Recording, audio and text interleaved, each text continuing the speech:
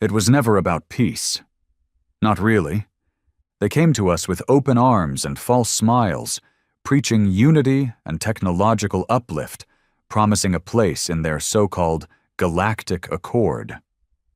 1,000 alien races, hive minds, silicon-based thinkers, telepaths, parasites with voices like broken glass, all under one flag. They told Earth we were late to the party, that our species had potential if we were willing to evolve past our primitive aggression. They used that word a lot. Primitive. But aggression was the only reason Earth survived. I remember the day they first tried to disable our fleet. I was stationed aboard the Helion, one of the 5 dreadnoughts orbiting Europa. We'd picked up distortion waves, then dead silence. That kind of silence that comes just before something cosmic hits you in the face. They appeared like ghosts, 8 cruisers from the Trelv Consortium, broadcasting peace signals while charging up energy siphons. They thought we wouldn't notice. They thought we'd submit like the last dozen planets they liberated. We didn't. Captain Granger gave the order without blinking. No warning shots, no comms. He knew the rule. Everyone on that ship knew it. If they tamper with Earth's fleet, they've chosen extinction. We turned the Helion's railguns toward the lead cruiser and punched a hole straight through its reactor core. By the time their translation AI tried to scream misunderstanding, they were already slag. And that was just the beginning. 3 weeks later, the Galactic Accord officially labeled us a rogue species. Our trade agreements were voided. Our diplomats were expelled. Half our colonies lost contact overnight. Power grids drained, atmospheric scrubbers shut off remotely. Billions died. No war declarations, just silence and death. And that's when Earth made the decision that changed everything. We blacked out. Every orbital platform, every dreadnought, every station from Mars to Titan, severed from the galactic network, running cold, blind, and isolated. They called it suicidal. They didn't realize that Earth had prepared for this since first contact. The AI protocols were purged. Auto-reliance was stripped down. Everything was hardened, humanized. We trained people to fly blind, fight with grit, and bleed if they had to. That's when the nightmares started for them. You see, the Galactic Accord had grown used to control.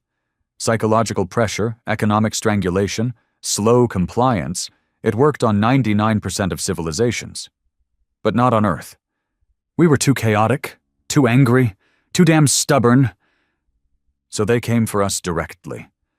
The fleet started arriving at the edges of the solar system, scouts first, probes, then gunships with stun-beam tech designed to pacify developing species. What they didn't realize was that Earth had its own rulebook, and it was written in blood. When the Accord's Vanguard ship, a floating cathedral of biometal, tried to seize Mars' orbital dockyards, the Ravager protocol was triggered. The dockyards detonated, vaporizing over 80,000 human workers who'd volunteered to stay behind. A human cost we already accepted. The blast took out the entire alien fleet. That message was clear. We'd rather burn ourselves than kneel. I was reassigned to Ares 9, a stealth cruiser built in the underground forges of Antarctica. No official records, no friendly transponders. Our mission was surgical. Hit their supply chains, sabotage relay beacons, and make them feel fear. Our squad had one motto, stenciled in old war-gray paint inside every corridor. They touched the fleet. They chose extinction. They laughed at first. The other races, I mean.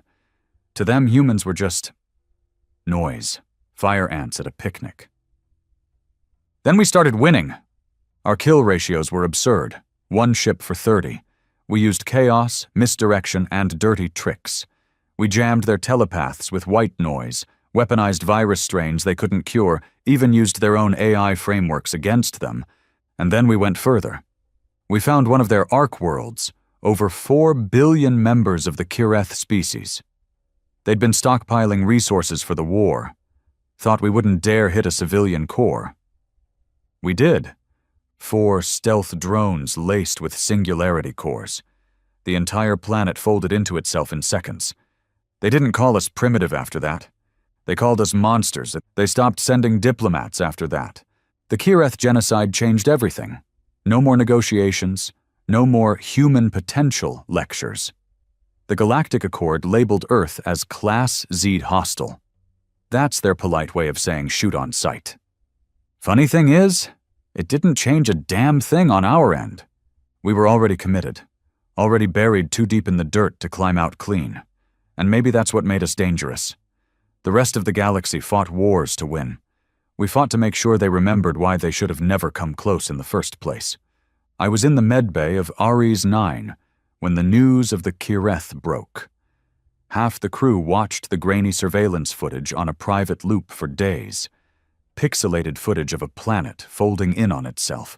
Screams echoing through whatever atmosphere was left as black holes devoured everything. I couldn't watch it. Not because of guilt, because it didn't feel like enough. You have to understand something about us, the ones who survived those first waves. We weren't soldiers anymore, not really. We were butchers with purpose. Men who'd seen friends burned alive by synthetic nerve agents, who'd watched human babies freeze to death on Luna when oxygen supplies were cut off by Accord tech. Men who'd buried their wives in orbital ash and didn't get the time to mourn. So we didn't fight fair. I'll never forget the look in Reyes's eyes. He was our comms guy, ex-Marine.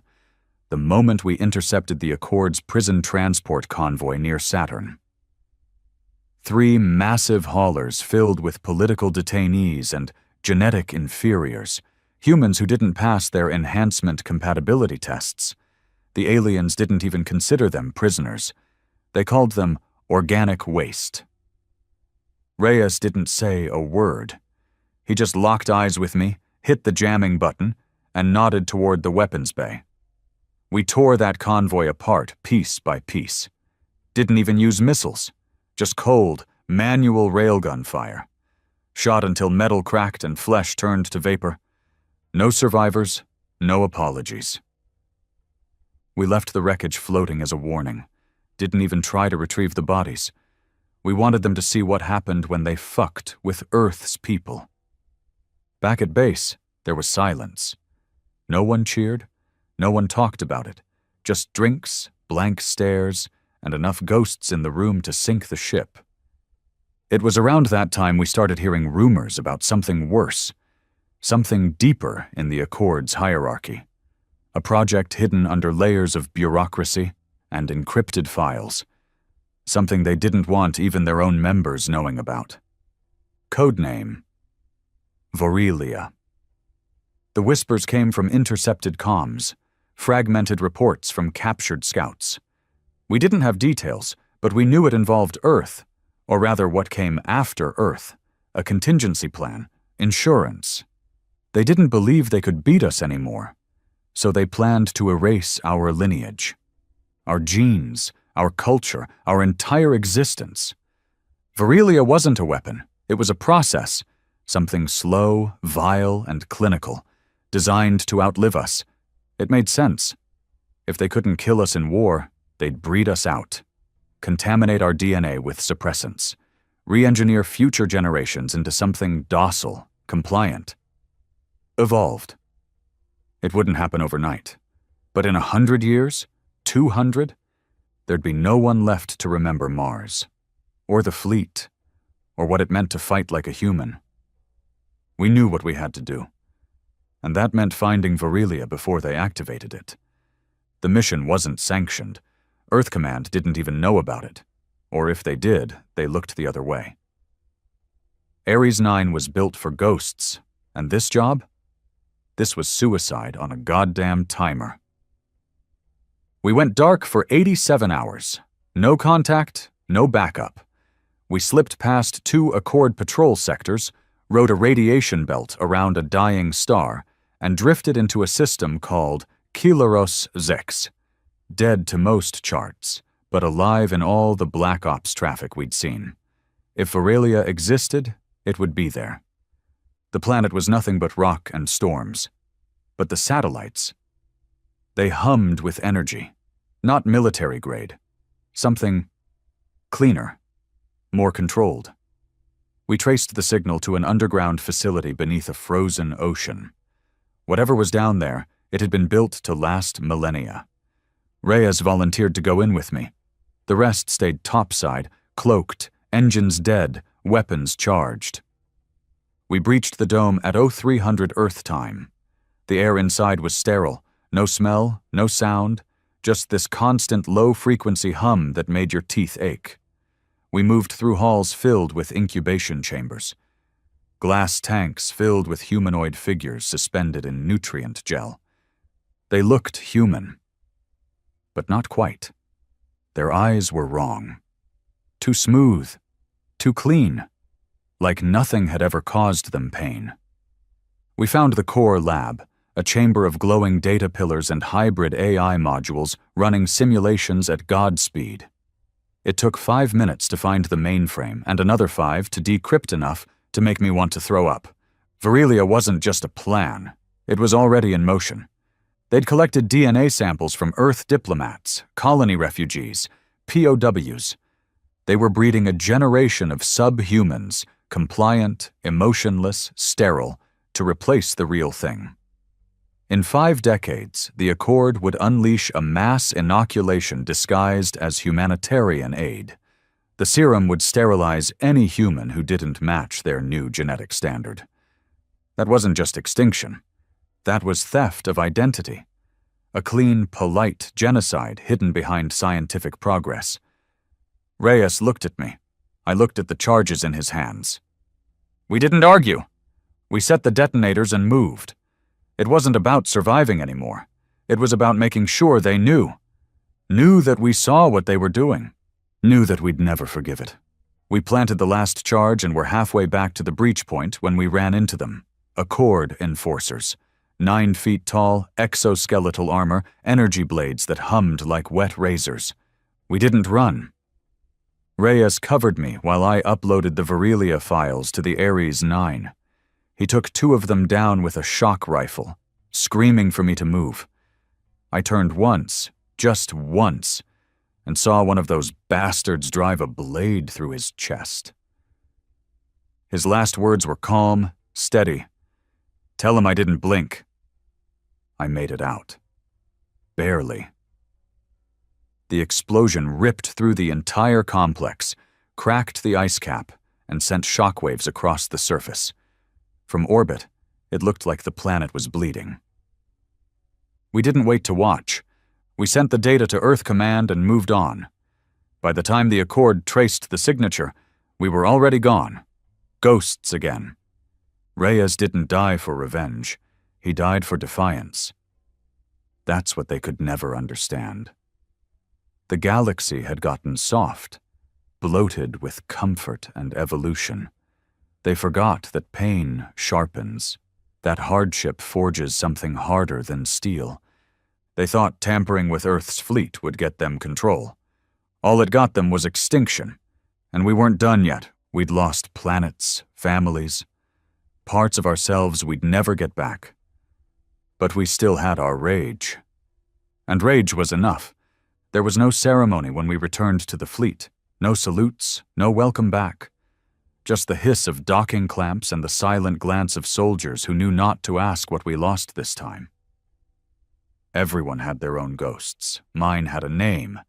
Reyes was the 6th crew member we'd lost in 2 months, and the only one who'd smiled through the entire suicide mission. That man never blinked in a firefight. He didn't flinch when death stood inches away. The kind of man that made you believe the species still had something left to fight for. After Virilia, everything shifted. The upper brass couldn't ignore it anymore. They'd seen the data, the sterilization maps, the genetic engineering timelines. Earth wasn't just being attacked. It was being erased, slow and clinical, and worst of all, quiet. We had to make noise. Commander Brandt, head of Earth's Cold Fleet Division, summoned me within hours of our return. He wasn't a politician. He was old Earth military. Scars on his face, steel in his spine, and a voice that sounded like it had broken someone's jaw just from echoing too loud. He slid the datapad across the war table. "Operation Final Scar," he said. I looked at the file. Coordinates, blueprints, names. One name stood out. Telvac 3, the Accord's Central Archive world. Population? Minimal. But defenses? Maximum. It wasn't a colony or a weapon depot. It was memory. Every civilization they'd integrated had their records stored there. Their culture, history, languages, digitized and cataloged like trophies. Telvac 3 wasn't where they killed people. It's where they killed what they were. We'd destroyed ships. We'd blown up supply chains. But we'd never attacked their soul. Until now. Brandt looked me in the eye and said, "They want to wipe Earth's name from the stars. Let's return the favor." He handed me full operational control. Not a command. A request. I accepted it without a second thought. We went dark again. Ares 9 wasn't alone this time. 2 more stealth cruisers joined us, Gravemind and Vulture's Wish, each manned with volunteers who had lost everything and were ready to write their last chapter in the enemy's language, blood and fire. We spent 5 days drifting in from the outer system, hidden in asteroid shadows, mimicking radiation echoes to avoid detection. Accord satellites were good, but human hate is better. I briefed the teams in silence. No bravado, no speeches, just clear intent. We weren't going to sabotage. We were going to obliterate. The assault began at Oro 214 Galactic Standard Time. The first blast tore through Telvac's outer defense array. We didn't warn them. We didn't negotiate. We punched a spear through their orbital dome and injected a virus that cracked their firewall in less than 12 seconds. Inside the station, chaos bloomed.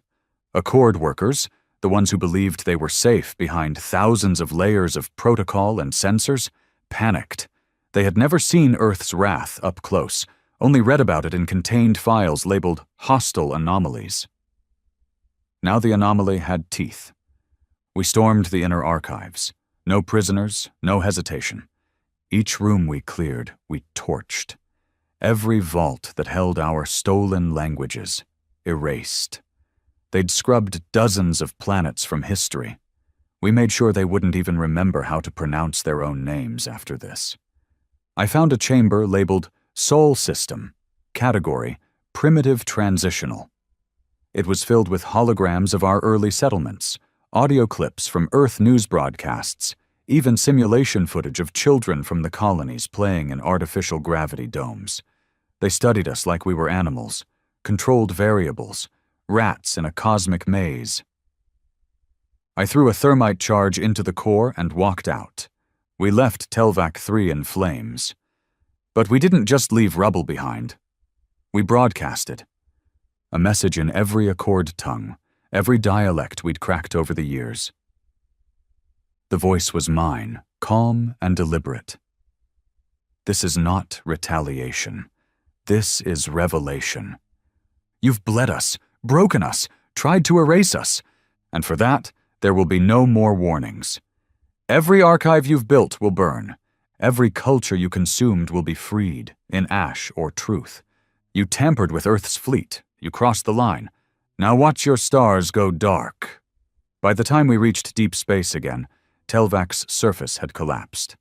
Half the galaxy was listening. The Accord scrambled to issue statements. Terrorist actions. Unprovoked human aggression. Tragic loss of innocent data. They called us violent, unstable, unreasonable, and yet a dozen minor races began defecting overnight. You see, we weren't the only ones they'd sterilized. We weren't the only culture the Accord had scrubbed clean, re-engineered, neutered. There were others, too afraid to fight, too weak to speak, until they saw us do it. The spark lit fire, and fire spreads. Within a month, there were coordinated strikes from resistance groups the Accord had long thought extinct. Guerrilla fleets of forgotten species emerged from nowhere, armed with crude tech, rage, and a new anthem. Earth lives. Some wore our flag. Some painted our messages on their hulls. They didn't want us to lead them. They just wanted someone to show it could be done. But the Accord wouldn't go down without trying to drag us all with them. They launched their final solution. A siege fleet of 200 warships aimed straight at Earth. Not colonies, not Mars or the outer rings, Earth itself. They planned to glass the planet from orbit, salt the soil, detonate tectonic stabilizers, and crash the moon if necessary. Neutralize the root of the disease, they said in their comms. They'd forgotten the rule again. You don't touch Earth's fleet. Not then, not now. Earth Command activated Project Black Net, an emergency defense protocol that had been built in secret beneath the oceans. Autonomous weapon platforms, deep-sea railgun batteries, orbital mines synced to quantum radar pings. The fleet arrived confident. They left scattered.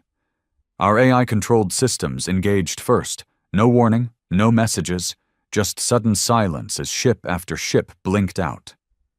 Those that tried to fire back found their weapons locked, redirected, or overloaded from within. Sabotage codes we'd buried decades ago, planted in peace treaties, backdoors, firmware updates. Even our truce had teeth. And then the Ares 9 returned home. We didn't even need to fire the first shot, but we did anyway. We tore through their rear flank, disabling their command ship and dragging the wreck into Earth's atmosphere. Let it burn like a second sun over the Atlantic, visible from every continent. Humanity stood, bruised, bleeding, but undeniably alive. The Accord sent one final message after that. A plea.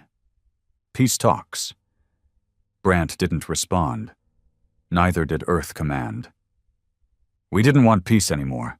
We wanted distance, a wall, a void, a line they would never cross again. We didn't just survive extinction. We became the reminder of it. For them, for everyone, the peace offer sat untouched for 3 days.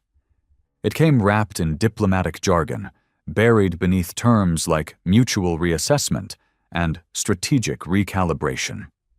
A last-ditch attempt from an empire that never thought we'd stand this long, let alone bleed them dry. The message was signed by 9 of their top sovereigns, species that once floated above our solar system with smug superiority now trembling behind data walls, hoping the monsters they poked might finally go away. We didn't answer. Earth Command never even bothered decrypting the full message. You don't negotiate with something you've already buried. You don't beg for peace from the ghosts you created. And we were ghosts now. I stood in the observation deck of Ares 9, watching the ruined remnants of the Accord's last siege fleet drift through Earth's orbit like a graveyard. Metal coffins of their finest warships spinning slowly, wires torn loose, hulls split like bones cracked open for marrow. The stars beyond them were quiet, cold, distant. We had bought our silence. Now we had to figure out what to do with it. That's when the real question surfaced, the one none of us wanted to ask. What happens after extinction? See, no one trains you for this part. You fight for survival, for vengeance, for blood. But what do you do when the war you've dedicated your soul to suddenly goes mute? When there's nothing left to destroy? We were never built for peace. Not anymore. I could see it in my crew's eyes, the blank stares, the twitch in their hands like their fingers missed the weight of a trigger, the silence between words, like everyone was waiting for the next body to fall. Even Brant, the old wolf of the cold fleet, looked tired. Like victory had aged him a decade overnight. So he did what men like us always do when the battlefield goes dark. He gave us one more mission, He called it Deep Echo. The idea was simple. Find the origin of the Accord. Not their bureaucracy, not their armies, but what birthed them, the core, the species that started it all, the ideology, the grand unification that turned galaxies into a controlled terrarium. We never met them directly. They were myth, gods behind curtains, whispers in the shadows. But Brant was sure they were real, and he was sure they were still watching. The Accord was a tool, he said, a leash, but someone was holding the other end. So we went dark one last time. Deep Echo took us beyond charted space, beyond any gravitational system known to Earth, or even the Accord. We followed fragmented signals left behind in Varelia's core systems, echoes of ancient commands, coordinated pulses that moved faster than light and didn't conform to known physics. It was like chasing ghosts through a black hole. Took us 32 days to find them. They weren't what we expected. The planet had no name, just a void in the database. No light escaped its surface. It didn't even spin, just floated, dead and perfect. Our scanners told us it wasn't a planet at all. It was hollow, a structure the size of a moon, with walls layered in alloys we'd never seen and coding etched into the surface in languages older than light. Brant didn't come with us, said he had to hold Earth together while the fire cooled. But he sent me with his final words burned into my head. Find the source, cut off the hand that holds the leash, and if you can't kill it, make sure it fears us. We breached orbit under blackout conditions. Ares 9 shifted into her deep silence mode. No engines, no active comms, just drifting like a corpse toward the surface. If something watched us, it made no move. We touched down in a crater of obsidian that pulsed with heat signatures but gave off no light. It felt wrong, like the laws of the universe had taken a knee and decided to rest here. Inside, the walls breathed. Not metaphorically, actually breathed. They expanded and contracted like lungs, exhaling data pulses in every direction. We followed the rhythm deeper until we found them. They weren't alive in any human sense. 12 machines, tall, spindly, wrapped in tendrils of energy that flickered like nervous systems. Their faces were smooth, no eyes, no mouths, just hums, not mechanical hums, something older, like the echo of thunder underwater. And they saw us, not with sight, not with sensors. They just knew we were there. The air cracked like static, and one of them stepped forward, speaking directly into our minds. We created balance. You bring noise. I didn't reply. I just stared. This was it, the architects of the Accord, the ones who decided which species rose and which were buried under sand and forgotten. We guided chaos, removed suffering, eliminated deviation. The voice wasn't threatening. It was clinical, like a surgeon explaining a necessary amputation. But I'd seen what their balance looked like. The sterilized colonies, the reprogrammed children, the museums filled with erased civilizations. I stepped forward. I didn't bring a weapon. Didn't need to. You erased life, I said. You sanitized the galaxy, made it clean, made it dead. They didn't deny it. Survival is deviation. Emotion is error. Humanity is virus. Now that got a smile out of me. You finally get it, I said. Then I activated the device Brant had given me. A simple cube. No lights, no buttons. But it held one of the last things the Accord never understood. Unpredictability. It was Earth's final gift to me. A fragment of raw quantum chaos, harvested from a failed experiment on the moon decades ago.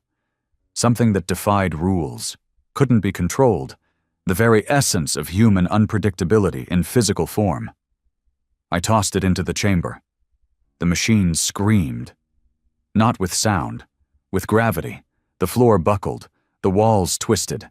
Something inside that planet died that day. We ran. The planet didn't explode. It collapsed, folded inward like it had never existed, leaving only silence in its wake.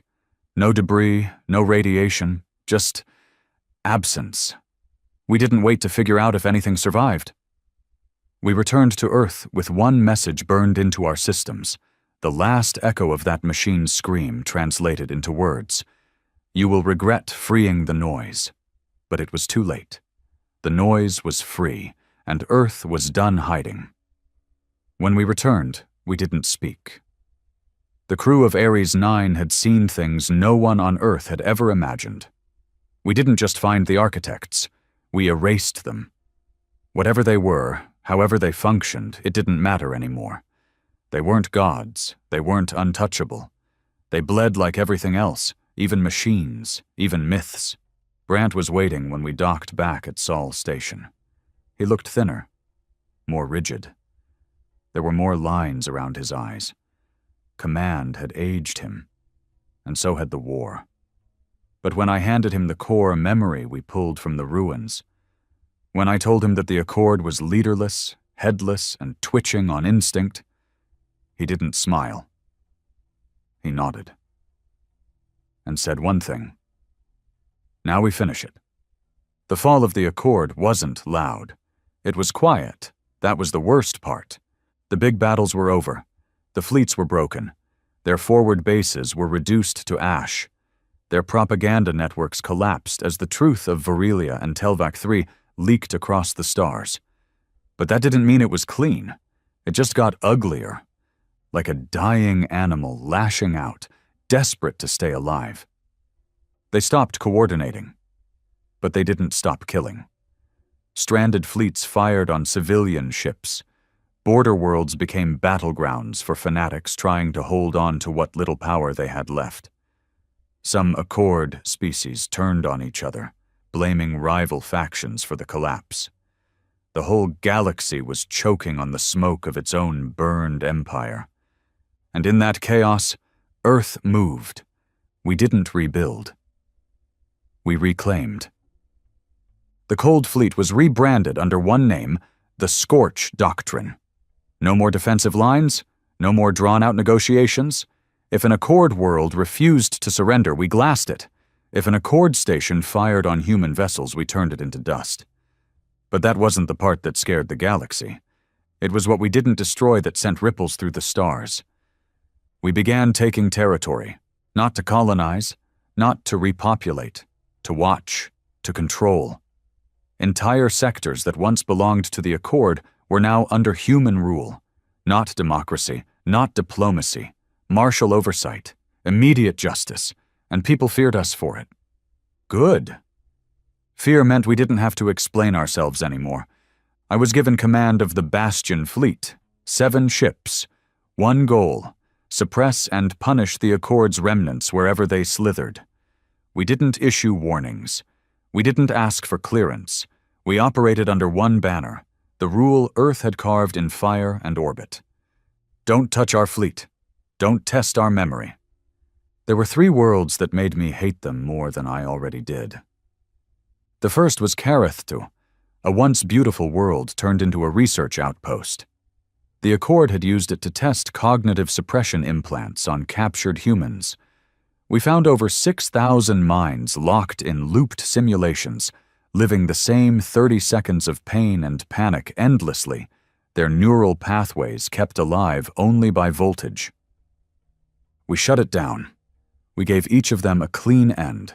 No speeches, no heroic last rites. Just mercy they were never offered. The second was Verdos, a hollow asteroid used to grow artificial wombs filled with hybrid gene experiments, human traits spliced with compliant docility, built to serve as future colonial laborers. The clones inside weren't even fully grown. Malformed arms, eyeless faces, fingers twitching in reflexive obedience. We burned it all, not a single second of hesitation. But it was the third that broke me. Station 4 Vega. They called it a cultural re-education dome. When we boarded it, we expected prisons. We expected trauma. We didn't expect mockery. Inside, they'd recreated Earth, not just cities, memories, warped versions of our past, statues of human leaders with Accord sigils in place of eyes, history books rewritten with phrases like human enlightenment achieved through Accord guidance. They'd turned our pain into propaganda. And they were showing it to other species. A living museum of how to break a race. We didn't destroy it with guns. We hacked their feeds. We broadcasted the truth. Footage from Varelia, Telvac, Kareth, every atrocity. We let the galaxy see. We let them choose. After that, Accord remnants didn't fight us anymore. They ran. But not everyone on Earth was on board with what we were doing. Some called it overreach. A new empire in the making. They whispered about ethics, about restraint, about losing ourselves to the same madness that drove the Accord. I told them the truth. We didn't become monsters. We remembered how to be men. Because men fight, men bleed, men protect, even when the cost is everything, and Earth had paid in full. I still remembered Reyes's last words, still saw the look on Brant's face when the AI network at Telvac collapsed, still felt the echoes of the architects screaming into my skull. This wasn't about peace anymore, or vengeance. It was about presence, about making sure no one, no thing, ever saw Earth as a weakness again. We weren't a planet anymore. We were a warning, a shadow cast across every star system that once laughed at the idea of human sovereignty, a species that bled and burned and refused to die. I was stationed aboard the Harbinger, our newest dreadnought, designed not as a ship of war, but as a symbol. It didn't even have stealth tech. It didn't need it. When the Harbinger entered a system, it meant finality. On one of my last assignments, we were sent to Narsec for a system that had refused to surrender its last Accord enforcers. The planet's surface was beautiful, blue skies, green fields, twin suns hanging low. They thought we'd spare them. They thought wrong. We gave them 12 hours. They used it to evacuate children and medics. Everyone else stayed behind, armed and proud. We leveled it from orbit, not because it was just, but because it was necessary. The galaxy wasn't going to learn through treaties or second chances. It was going to learn by watching us rewrite the rules in smoke and silence. And by the time it realized Earth wasn't asking for peace, it was too late. We had become something else. Not tyrants, not gods, not rebels, just men. And that's what scared them most. Because men remember, and men return fire. No matter how many systems we crushed, how many fleets we shredded, or how many stars dimmed behind us, I couldn't kill the silence in my own head. It followed me. Every time I stepped off the command deck of the Harbinger, that silence clung to my skin like oil. It wasn't guilt, not exactly. I'd long since buried the part of me that cared whether we were right or wrong. Earth had made its decision. We had paid for survival in blood, and no one was handing out medals for restraint. But it was something else. A dull, constant question. What's left of a man after the war? He was built for ends. We had become what the galaxy feared. The name human was no longer spoken in mockery. It was whispered with dread. That felt good at first, until I started noticing the cracks. Not in the fleet, in us. The first signs came from the colonies. We'd taken new territory, secured systems, built infrastructure. But the people? They weren't healing. They were hardening. Colonists that had survived Accord reconditioning camps, they didn't trust anyone. Not even Earth Command. They formed their own militias, stockpiled weapons, started talking about independence. Then came the whispers of the dissenters, former officers, ground crews, even war heroes. Men who'd seen too much, who believed we'd gone too far. They didn't fight us directly, but they didn't follow orders either. They walked away, vanished into the deep systems, forming rogue enclaves on planets no one dared claim. Brant tried to play it cool, said it was natural. A soldier with no enemy either finds a cause or invents one. I didn't disagree, I just knew where it led. We were headed for a civil fracture. Not because Earth was weak, but because it had become too strong, too fast. The old lines of command weren't built for this kind of reach. And the longer we held power, the more we started looking like what we'd just destroyed. We said we were doing it to protect our legacy. But legacy was starting to look like a boot. And some of us weren't comfortable wearing it. One day, I got a message that changed everything. Encrypted. No sender ID. Buried in a burst transmission routed through 12 abandoned Accord satellites. It was 3 words. He's still alive. Attached was a data clip. Fuzzy, low-res footage, but it was him. Reyes, the man I watched die on Kalaro 6, the man who screamed, "Tell him I didn't blink," as an energy blade went through his ribs. There he was, walking through an abandoned research dome on Sinter Prime, a wasteland planet, uninhabited since the war, and behind him, dozens of others, former human soldiers, wearing stripped-down fleet armor. No insignias, no flag, just a single phrase scratched into the hull of a shuttle in the background. Earth is not God. I brought it to Brant. He stared at the footage without saying a word for almost 10 minutes. Then, finally, he looked at me and said, "You're not going after him." I didn't argue. I left that night, stole a scout corvette and vanished into deep space. Call it treason. Call it a betrayal. I call it returning to the question I never answered. What happens to men like us after the war ends? It took 3 weeks to track Reyes. He didn't hide, not really. Just moved in the shadows where Earth's sensors didn't shine. The rogue fleet he led was small, no dreadnoughts, no fancy tech.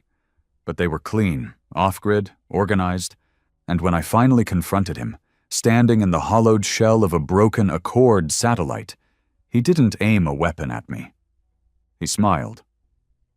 "You figured it out," he said. "Took you long enough." I wanted to yell. I wanted to throw him against a bulkhead and demand how the hell he survived, why he faked his death, why he sent me that message. But all I said was, "Why?" He didn't flinch. "Because we won, and now we're losing something worse than the war." I didn't understand. He led me through the compound, showed me what they were building. It wasn't weapons, it wasn't rebellion, it was memory. Old Earth history, pre-contact education, art, music, language that had been banned by the Accord and forgotten by the fleet. They weren't fighting Earth. They were fighting amnesia. "You think we scare the galaxy because we're powerful?" he said, stopping in front of a wall filled with children's drawings. "No, we scare them because we remember who we are. Pain, rage, grit, stubbornness, that's human, but we're turning into something else, something colder, something mechanical." And then he looked me in the eye. "You've felt it too, that silence, the space where your soul used to be." I didn't argue. He was right. We'd become masters of extinction, but something inside us was dimming. All the chaos we used to define ourselves, it had nowhere to go, no enemy left to feed on, and now we were feeding on each other. Reyes didn't want a war. He wanted a reminder that Earth was more than just fire and fury, that Earth, at its core, was human. He handed me a drive, full of archives, old literature, cultural recordings, philosophical essays, things I hadn't seen since before the war, things that mattered. "Give this to Brant," he said. "He can bury it, or he can rebuild with it." I left without making promises. By the time I returned to Earth space, the political machine had shifted. The Council of Fleet Governors had begun pushing legislation to militarize all outer colonies. not for defense, but to ensure cultural alignment. They used words like unification and future stability. I saw the same playbook the Accord had used 1,000 years ago. Brant met me on the Harbinger. He didn't ask about Reyes, just watched me set the drive down on the table. He stared at it, and then, slowly, pushed it toward the edge, as if about to let it fall. "You want us to teach poetry again while half the galaxy still fears us?" he asked. I met his eyes. "I want us to remember why they feared us in the first place." That stopped him. Because it had never been about the dreadnoughts, not the railguns, not even the Fury. It was about will. Earth's strength had always come from one place, its refusal to be redefined by anyone but itself. And now we were doing to others what we swore we'd never let happen to us. Brant didn't destroy the drive. He didn't approve the Outer Colony Doctrine either. He didn't say anything. But over the next few weeks, things began to shift. The Scorch Doctrine was paused. A new branch was created, the Remnant Initiative, focused on cultural reclamation and civilian restoration, not conquest. It wasn't a full reversal. It wasn't an apology. It was a course correction. Earth didn't go soft. We didn't fall into guilt. We just stepped back from the edge. Because we had to. Because if we didn't, then the Accord won after all. Not through war, but by turning us into a mirror. It started with a signal. Not a distress call, not a beacon. Just a single, pulsing burst of code. It didn't match any Accord encryption. Didn't match any human signal either. It was raw, a frequency that didn't belong to machines or biology. Something in between, like static laced with intent. It came from beyond the fringe systems, outside even our darkest maps. The void where the stars thinned out and gravity no longer played by familiar rules. We weren't supposed to receive it. But Earth's fleet had grown paranoid. We'd installed listening stations across the galaxy, passive, hidden, automated. Machines that never slept, never blinked. One of them, buried deep in the ruins of a shattered gas giant called Delta Orion 4, picked it up. Earth Command didn't know what to make of it. The Council debated for 7 days. Some thought it was a leftover Accord failsafe. Others believed it was bait, a trap, something meant to lure Earth's fleet out into uncharted space and cut off its head.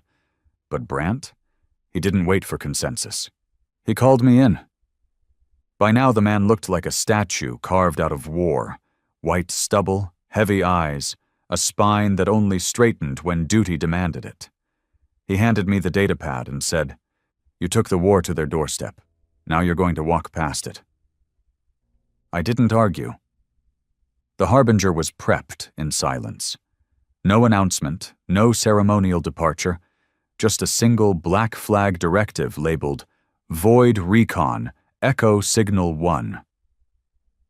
There were only 4 ships in the task force, small, fast, light on weapons but heavy on sensors. We weren't going to conquer. We were going to look. And maybe come back changed. We left the borders of known space after 13 hours in FTL drift, past the outermost Earth beacons, past the last dead Accord station still floating in its own radiation, out into the dark. The first thing we noticed was the cold. Space is cold, sure, but this was different. It was wrong. The kind of wrong that makes your bones ache inside pressure-sealed armor. The Harbinger's climate systems began compensating automatically, reading temperature fluctuations that shouldn't have existed in vacuum. Then the dreams started. Not nightmares, memories. But they weren't mine. Crew reported visions during stasis naps. Places they'd never seen. Voices they'd never heard. Faces that shouldn't have existed in their memory banks. One man, Lieutenant Core, woke up screaming, claiming he'd seen Earth burning. But the sky wasn't ours. The continents were wrong. Another man cut out his own eyes with a spoon, said he was done seeing what sees back. We tried to rationalize it. Void psychosis, radiation-triggered brain activity. But I knew better. We weren't hallucinating. We were being touched. On the 12th day, we found it, a structure floating in the void. It wasn't a ship, and it wasn't dead. It pulsed. It was shaped like nothing we'd ever seen, jagged, asymmetrical, like something grown instead of built.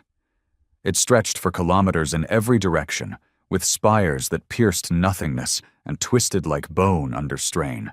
No signs of life, no energy emissions. But we could feel it watching. We sent a drone first. It never came back. Not destroyed, just gone. No explosion, no feedback, just silence where data should have returned, like it had been unwritten. I authorized boarding, not out of bravery, out of necessity. You don't leave something like that behind.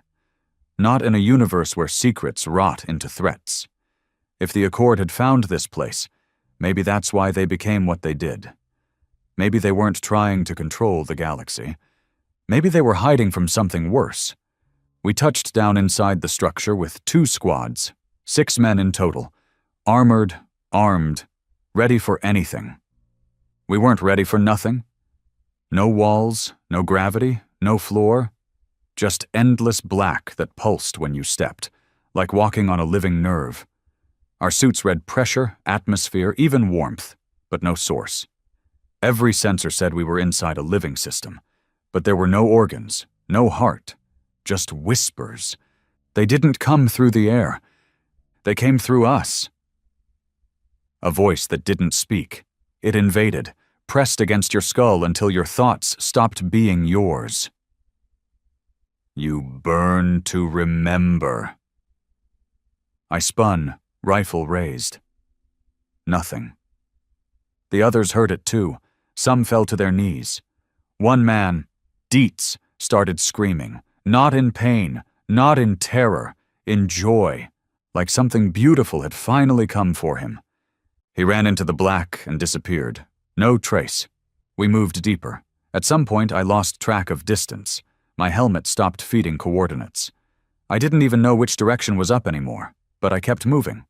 Some part of me needed to see the core. And I did. It wasn't a machine. It was a mind. Suspended in the dark, stitched from thought and metal and memory. It looked human at first, the shape of a man, hanging in nothing, arms stretched wide like crucifixion, but it wasn't flesh. It wasn't real. It was a representation, a way for my brain to see something it wasn't supposed to comprehend. And it knew me. You survived extinction. I didn't speak. My voice caught in my throat like a stone. You carry the seed. My suit glitched, static across the HUD. My heart rate tripled. And then I saw it. Visions, a world beyond Earth, not a planet, a source, where something ancient had buried a weapon, not a cannon, not a fleet, a species, human-like, but older, angrier, sent to spread, sent to infect us. We were never an accident. We were a containment breach. Earth hadn't evolved to survive the universe. We'd been designed to destroy it. The Accord wasn't afraid of us because we were violent. They were afraid because we were a trigger. The entity pulsed again, brighter now. I felt it peeling something away inside me. Not memory, but meaning. Stripping away the parts of me that made me human, until I stood there, bare and trembling. And it saw everything.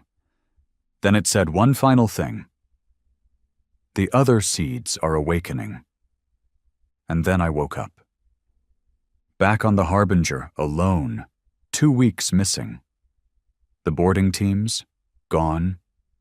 No records, no footage, just me, and a message in my armor's core memory.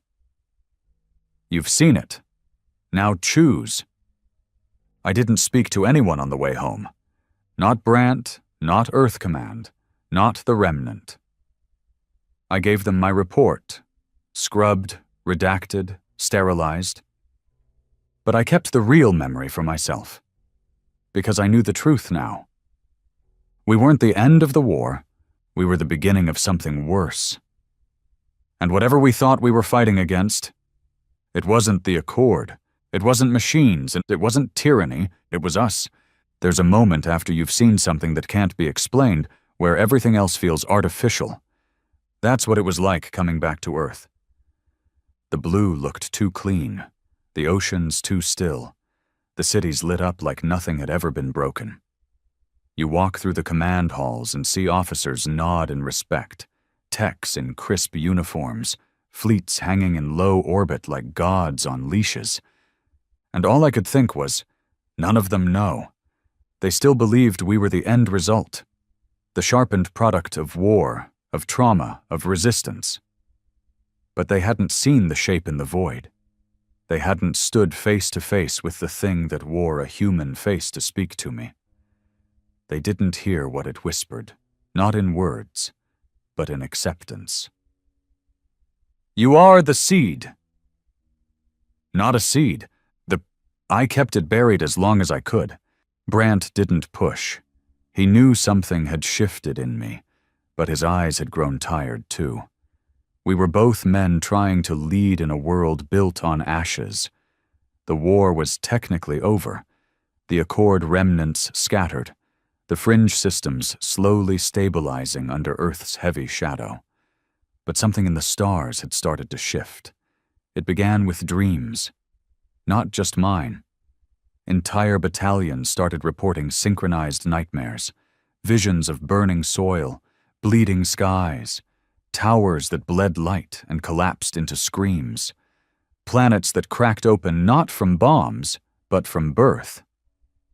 They were waking up, other seeds, other human variants across unknown systems, forgotten long ago, left behind, discarded, buried, some abandoned by pre-Accord civilizations that had tried to control them, others sealed on purpose.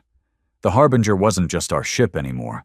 It became the center of a new branch, Echo Command, built to investigate anomalies, trace signals, and contain anything related to this growing infection. Because that's what we were now.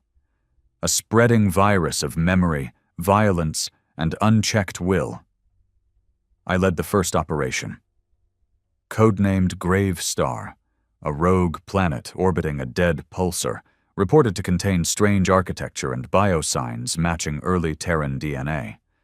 We found a settlement, human, but not Earth human. Bigger, denser muscle tissue, slower speech patterns, but smarter. They lived underground, protected from radiation, their walls etched with stories, battles, gods, gates. Some of the carvings showed Earth, not the modern version. Ancient Earth, before satellites, before cities. They called it the origin scar. They said they were left behind to sleep until the others returned. They said the furnace of seeds would ignite soon. We ran tests. Their DNA matched 92% with baseline humans. But the rest? Unknown. Older, stronger. Primordial. Brant ordered immediate containment. The Council panicked. Within weeks, Gravestar's settlement was quarantined, disappeared off maps. But whispers spread. That's when the remnant started pushing back. Reyes came out of hiding. He hijacked an Earth broadcast satellite and aired 5 minutes of footage across the galaxy, showing the sealed settlement, the captured children, the test chambers being prepped by Earth's new science division. He didn't scream. He didn't threaten. He just said one thing. Earth promised never to become the Accord. Now we bury anything that doesn't fit. Is this the legacy we burned a galaxy for? It split us in two. Earth's population, already fractured from years of war, loss, fear, began to question everything. The outer colonies demanded oversight. Civilian leaders threatened rebellion. Brant enforced martial law in 2 fringe systems before the panic could spread. But the truth couldn't be contained anymore. Because the stars had started to echo. The void was speaking, and other species began to hear it, too. Former Accord races, once docile, once obedient, began developing symptoms: violence, memory overlap, rage without trigger, as if something deep inside them had shifted. The Galactic Council, what was left of it, summoned Earth for explanation. Brant refused. He sent a fleet instead. Message received. The final line was being drawn. Earth stood on one side, armed, fractured, paranoid.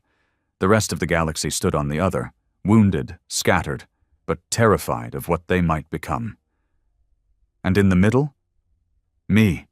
I left the Harbinger, left Echo Command, left everything. I went rogue. I didn't do it for Reyes. I didn't do it for Brant. I did it because the whisper never stopped. Even now, it calls, telling me there's something still coming. Not war, not peace. Something inevitable. I tracked the source to a planet beyond the burned systems, a dead rock orbiting an ancient red dwarf. No signals, no life, just me, a man with too many ghosts and a choice he didn't know how to make. I found the cave after 3 days in hostile wind. Inside, buried beneath meters of ancient stone, was a single monolith. Not Accord tech, not Earth tech. Older, etched with a language I couldn't read but somehow understood. It said, "You were not made to rule. You were made to remind, and when the stars forget, you burn them awake." I stood there for hours, reading the words again and again. We weren't meant to build empires. We were meant to be a warning, a fail-safe, a spark, the reminder that willpower, unyielding, imperfect, raw, matters, even when it destroys everything around it. That was our purpose. Not to conquer, but to show what happens when you try to control the uncontrollable. The Accord forgot. So we burned them. Now Earth forgets. And we are burning ourselves. I left the cave with no clarity, just truth. I didn't go back to Brant, didn't return to Reyes, didn't rejoin any fleet. I drift, I watch. I listen to the systems that flicker and cry for order. But I won't be a tool anymore. Because the seed has bloomed. It's everywhere now. And when the stars forget what it means to bleed for identity, to suffer for the right to stand alone, the fire will come again. Not from Earth, from within. The last transmission I sent to both Brant and Reyes was short. Just a quote from the monolith. "Do not tame the fire, do not worship the fire, be the fire, or be forgotten." No one responded. They don't have to. They've already made their choices. Now the galaxy will make its own. Because Earth was never the enemy. We were the reminder. And reminders don't ask permission. They arrive, and they burn.